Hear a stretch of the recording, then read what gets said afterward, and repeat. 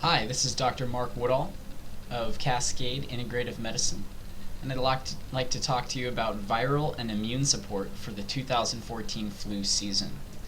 The reason I'm so interested in this topic right now is because on December 4th, the CDC released a press release titled "Early Data Suggests Potentially Severe Flu Season." So what did they have to say in that report? What they said was that the main virus is going to be influenza A H3N2, and that when this virus is most common, we generally see more severe flu, more hospitalizations, and deaths during that season. In fact, over the past decade, the years that H3N2 was the predominant virus, there was the highest mortality. This is all from the press release of the CDC several days ago.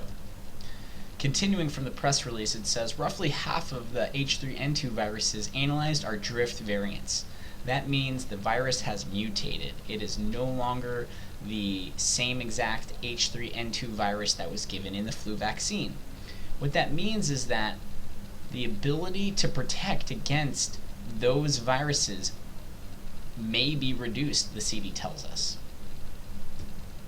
So what can you do? The first thing I recommend is to stay home if you are sick. We don't need to continue spreading the flu around. Keep good hygiene at home by washing your hands and getting a good night's sleep.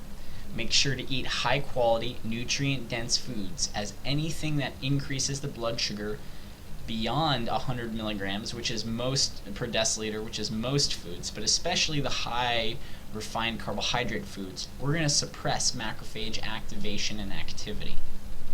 The CDC still recommends getting the flu vaccine. And then, are there any herb formulas that can help keep your immune system strong? This is a randomized controlled trial looking at a Japanese herbal formula and two common antiviral medications. The formula contained glycyrrhiza, which is licorice, cinnamon, ephedra, and apricot, versus oseltamivir and zanamivir, which are two antiviral medications. These are how the randomization took place, and showing that there were patients that were lost to follow-up and who was analyzed. And what we see is that there was no significant differences among the three treatments for flu when we're looking at the duration of how long someone had a fever, generally just over a day for the herbs, and we see no difference in symptom duration for how long people had symptoms.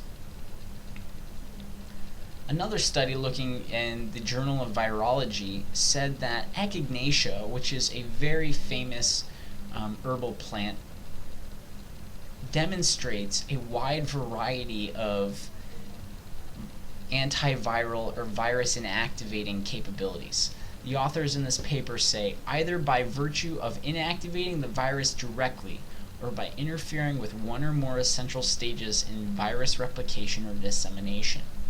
They go on to state, furthermore, antiviral herb extracts frequently exhibit multiple bioactivities, and this could enable their use as a relatively low dose of the active compounds, possibly acting in synergy, while at the same time providing a relatively safe drug with few side effects. This is looking at echinacea, specifically its potent virucidal activity against type 4 H3N2, in which 1.6 micrograms per milliliter demonstrated 99% inactivation of H3N2 type 4. Authors go on to comment that echinacea might also have antibacterial and immune modulating capabilities. Then in their paper they talk about how it's effective not only against H3N2 but other types of viruses as well. This paper was a randomized controlled trial in which people were given echinacea when they had a cold for about 4 months prior to and during. And so they changed the dose if they had a cold, but preventatively they took just under 1 ml 3 times a day. That number is important, as we'll see later. What they found is that echinacea statistically significant differences in how many days you had a cold and any other medications used. So the typical antivirals work by what's called neuraminidase inhibition. You have hemagglutinins here and neuraminidase on the cell surface of these viral proteins. And neuraminidase inhibition prevents the virus from escaping and spreading to other cells, which is a nice trick. Herbs can do this as well. I've already talked about the effects of echinacea, and let's look at Chinese skullcap. This is a study in which Chinese skullcap was used against Sendai virus in vivo, and they looked at mice. So this was an in vitro mice study and showed a significant inhibition of influenza virus. This is the lung tissue, and by the way, this virus kills the rats if they don't survive it. So this is their lung tissue prior to getting the virus, and then the group that received the virus. This is what their lung tissue looks like if they were on Chinese skullcap constituent. Very healthy histological appearance. Remember, this is air open pockets. And then here we have the antiviral. Looking at elderberry, we see that elderberry can be safe and effective for treating influenza A and B infections. This is a trial that looked at 60 patients, and they gave them a high dose, which was 1 tablespoon or 15 mils 4 times a day for 5 days. This showed that symptoms were relieved on average 4 days earlier, and the use of rescue medication was significantly less in those receiving elderberry extract compared to placebo. This is a study looking at propolis. Now, the formula that I've designed for the 2014 Immune Viral Support Formula does not have propolis due to the fact that it's very hard to get a good quality propolis.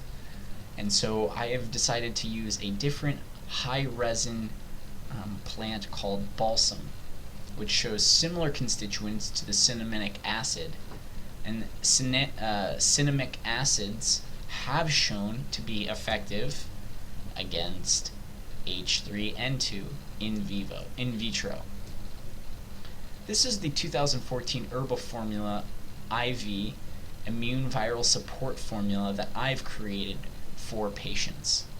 It contains 25% skullcap, then we go to elderberry, licorice root, echinacea, balsam, hypericum, which is St. John's wort, ginger, and moi huang. Please consult with a physician at Cascade Integrative Medicine if you are interested in using this formula, as there may be some contraindications depending on medications that you might be on, such as high blood pressure medications or other things of that nature. A preventative dose, I believe, would be 1 ml, which is a dropper full 3 times a day, swished in the mouth, and this would last you 40 days. If you're interested in supporting your immune system, please contact Cascade Integrative Medicine.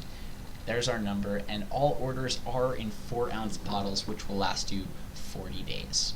Thank you very much, and I hope to see you again next time.